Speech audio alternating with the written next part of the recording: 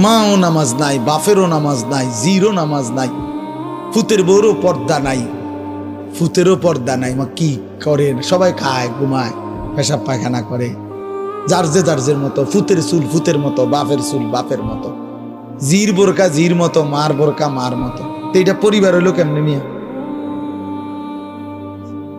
কথা বোঝেন না? এটা পরিবার হইলো? এটা একটা ফ্যামিলি হইলো কি? আমি, আমার বউ, আমার 4টা ছেলে, কারণ সবাই যদি আলগা আলগা হয় তো আমার এটা ফ্যামিলি কই?